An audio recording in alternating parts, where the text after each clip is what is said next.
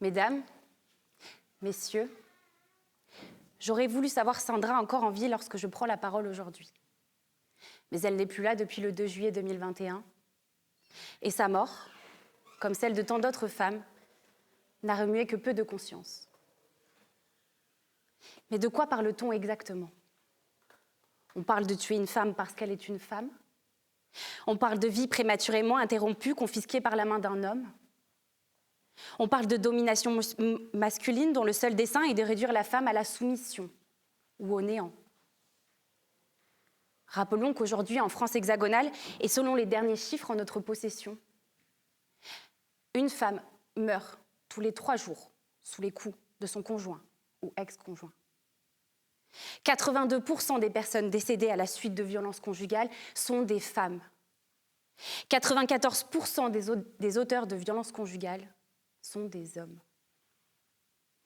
Ces chiffres sont glaçants, vertigineux, mais parlent d'eux-mêmes et révèlent le caractère particulièrement systémique des violences de genre qui affectent particulièrement les femmes de manière disproportionnée.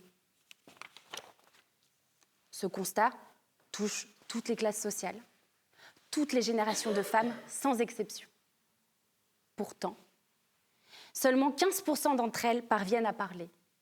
Seulement 15% d'entre elles osent déposer plainte. Et que fait-on des 85% de femmes restantes? De ces milliers de femmes emmurées dans un silence infranchissable.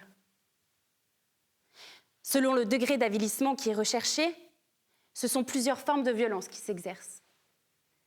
Des violences psychologiques et verbales, consistant à dénigrer, dévaloriser, harceler, menacer, isoler, puis avilir. Des violences physiques, prenant la forme d'une bousculade, d'une gifle, puis d'une tentative d'étranglement, de multiples violences sexuelles. Des violences administratives et économiques, un homme qui donne de l'argent au compte-gouttes, ou qui surveille les comptes bancaires, ou qui fait du chantage au papier. On le sait, ce processus d'emprise s'installe de façon graduelle, difficile à percevoir au début de la relation, et si flagrant à la fin de celle-ci, tellement flagrant que cette emprise finit par ôter la vie de plus d'une centaine de femmes par an. On se rappelle tous de cette déflagration qui a retenti devant le palais de justice, à quelques mètres d'ici, au mois de février dernier. Sandra Plat était parvenue à surmonter ce processus d'anéantissement pour recommencer à vivre. Elle s'adresse alors à toutes les institutions qui peuvent l'aider, et pourtant, elle se dirige vers une mort annoncée en quelques mois. En janvier 2021, elle dépose plainte pour violence conjugale contre son conjoint, se sépare, déménage. Mais Michael F. ne supporte pas d'être quitté. Il n'a plus de prise, plus d'emprise. Il ne digère pas l'affront de la fuite. Ça le renvoie à sa propre impuissance. Il commence par l'invectiver, puis se pose devant sa nouvelle maison où il la scrute quotidiennement. Il se rend devant l'école maternelle de leur fille au jour où il n'en a pas la garde. Appelle Sandra, lui envoie des centaines de messages, des centaines de menaces et surtout, beaucoup de supplications. La violence s'intensifie graduellement. Mesdames, messieurs, ces violences-là participent à la perpétuation des discriminations entre les femmes et les hommes et violent frontalement les droits fondamentaux les plus sacrés. Le principe d'égalité, le droit au respect de son intégrité physique, psychique et sexuelle, le droit au respect de la dignité humaine et trop souvent, le droit à la vie. En plus d'être victimes de telles violations, les femmes doivent faire face à de multiples entraves d'accès au droit et à la justice, alimentées le plus souvent par la peur des institutions judiciaires et policières, trop peu à l'écoute. Le dépôt d'une plainte devient alors une nouvelle violence à part entière.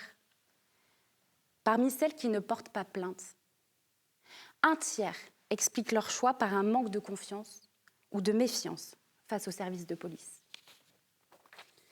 Le plus souvent, elles s'imaginent que ce n'est pas assez grave, que cela ne sert à rien ou qu'elles ne seront jamais prises au sérieux. D'autres ont vécu des mauvaises expériences.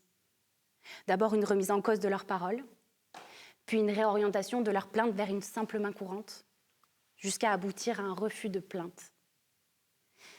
Et lorsque ces femmes parviennent enfin à déposer plainte, 80% sont classées sans suite, faisant naître chez ces victimes un sentiment d'échec. Michaël F. continue de rôder autour du domicile de Sandra. En février, elle sollicite du juge aux affaires familiales une ordonnance de protection qui lui est refusée au motif que le danger n'est pas avéré. En mars, elle porte de nouveau plainte pour harcèlement, ce qui là aussi lui est refusé, au motif que son ex-conjoint se tenait sur la voie publique au moment des faits. La peur monte encore un peu plus chez Sandra.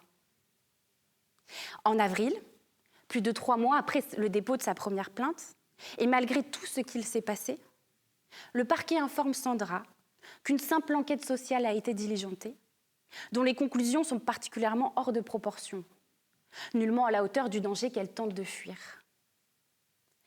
Il apparaîtrait opportun que des mesures de nature à faire prendre conscience à monsieur de la gravité de ses actes soient prononcées, ainsi qu'une obligation de soins.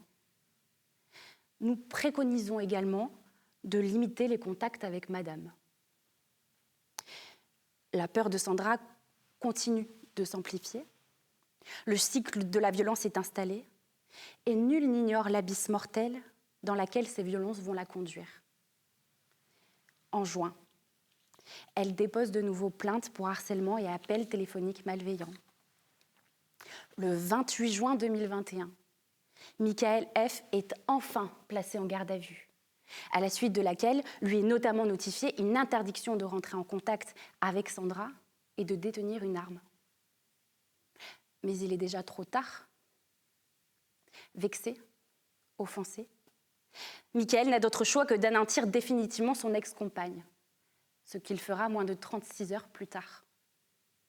Le bourreau de Sandra est particulièrement méthodique. Il se rend à son domicile dès 4h30 du matin pour être sûr de ne pas être vu. Patiente toute la fin de la nuit, caché dans un appentis. Attend que Sandra revienne chez elle après avoir déposé leur fille à l'école. Et la poignarde d'une 20aine de coups de couteau.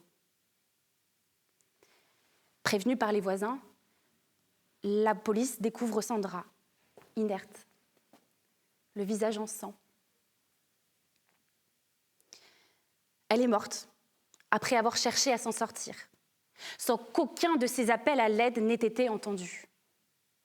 Une histoire terriblement banale, qui renvoie indéniablement l'État à son incapacité de faire baisser le nombre exponentiel de féminicides sur son territoire. Ces faits et constatations doivent nous révolter. Dans le monde, et en France particulièrement, les États sont tenus de mettre en place des dispositifs et des lois pour lutter contre ces violences conjugales et ont l'obligation de les appliquer. Nous disposons d'un texte juridique international ambitieux en la matière, la Convention d'Istanbul de 2011. Ce texte contraignant, axé sur la déconstruction des préjugés et des stéréotypes, est ratifié par la France, l'obligeant à protéger les femmes victimes de violences et à les soutenir. La France est engagée à respecter ce pacte en se dotant d'un arsenal juridique pour lutter contre ces violences. Mais selon quel mode d'emploi ?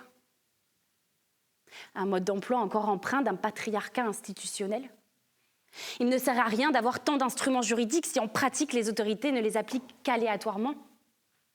La France n'est pas à la hauteur de ses engagements.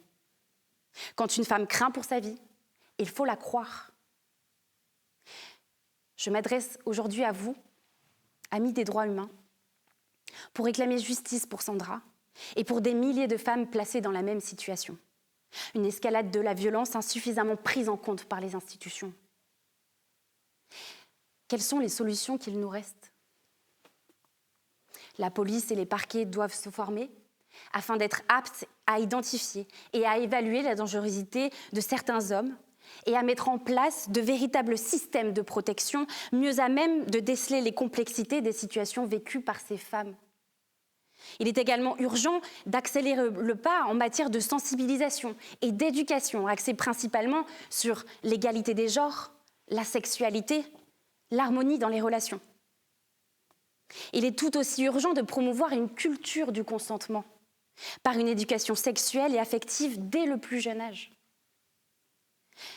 D'après l'ONU, l'égalité de genre et l'autonomisation des femmes et des filles n'est pas seulement un but en soi, mais aussi un élément essentiel au développement durable, à la croissance économique, à la paix et à la sécurité.